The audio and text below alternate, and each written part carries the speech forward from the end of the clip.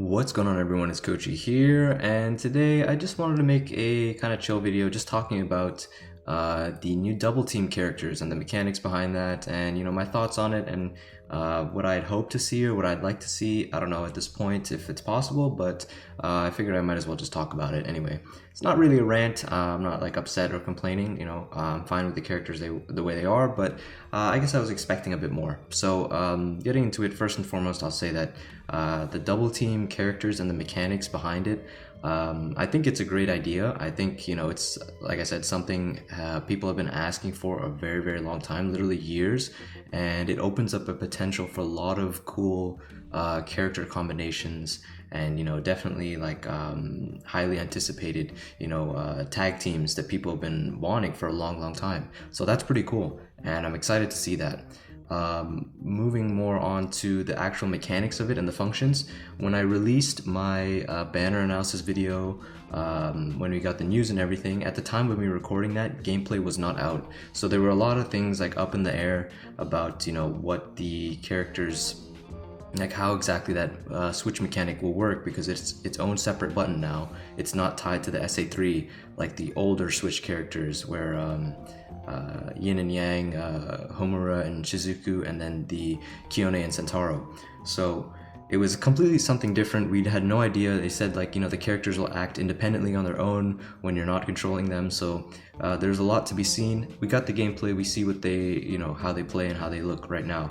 So couple things I wanted to just go over. First and foremost is that all their strong attacks are the same, and I was a bit disappointed by that.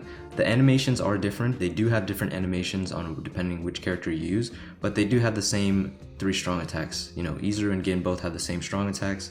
I was hoping like maybe they'd have different strong attacks, so there's more reason to like you switch to which one you want, because different strong attacks can fulfill like different like room clears, that kind of thing, right? And it offers more like options and like variability in how you're clearing like certain quests, instead of just you're just using whatever you can in the best of the situation. You have more options is what I'm trying to say.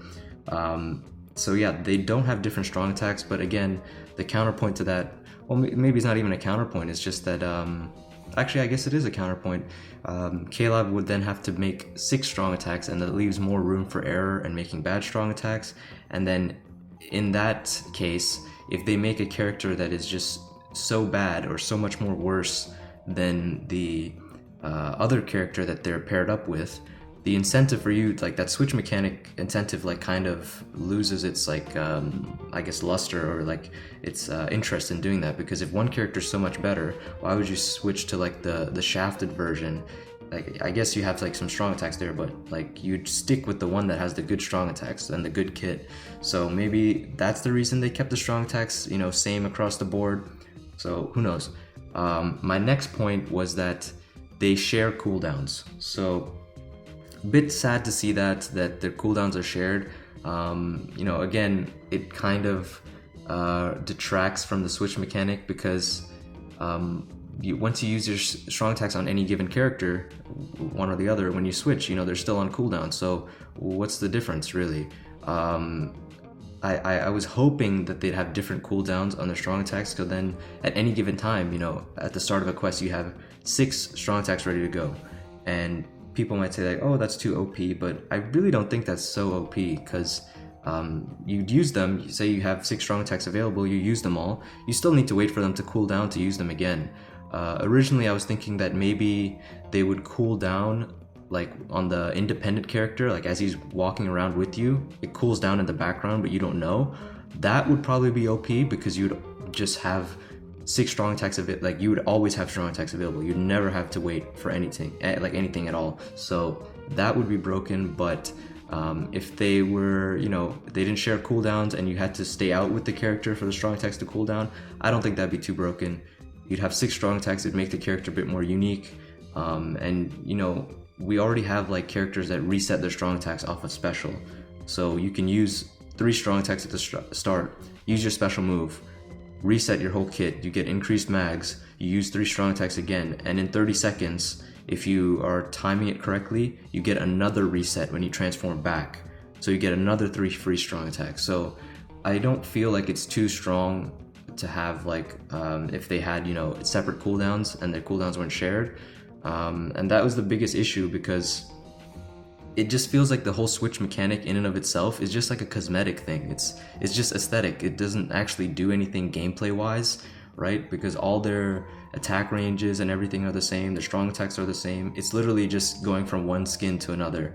And you know, I mean, that's fine. You might want to play as Izuru, you might want to play as Gin, but I was hoping they would have you know, a bit more gameplay, like technicalities with the switch mechanic, not just like you know, a cosmetic change, because you know, they both have the same killers, they both have the same strong attacks, and their cooldowns are shared. So other than, you know, switching to play as your favorite character, there really isn't that much point. Like, it's fun, I get it, I like that too, but you know, I was hoping it'd be a bit more, these characters would be a bit more unique. So that's that, I guess, what I have to say about it. And there was one weird thing also in the video. In one part of the video, when the idle character is auto-attacking, just natting the guarded enemies, there's guard, like they have guard break again in Izuru, but the idle character has to break through guard, and obviously they can't because they can only use nad. So I think that's pretty weird, but it does say development footage, so maybe, you know, that was not complete at the time. Hopefully that's fixed, because they have the guard break skill, so why does the idle character not, you know, hit through guard? That's kind of weird. Maybe they will fix that later. They'll issue a notice or something, and people who pulled this Gin and Izuru will get a little bit of compensation, who knows, or everyone will get a compensation, I don't know. But yeah, I guess that's pretty much it for this video. Just wanted to I guess just clear my thoughts on this new mechanic and all that stuff now that I've seen all the gameplay and I know more about it. But yeah, the banner comes out tonight, so wish you guys the best of luck on your summons if you are summoning here. I would not recommend summoning on the 4% banner, but you know, you choose to do what you will with your orbs. I'd say it's a much better option to save for the individuals. But yeah, that's pretty much it. So if you guys enjoyed, if you did, leave a like, subscribe, and the link to the Discord is in the description. Feel free to join, and as always, I will talk to you all later.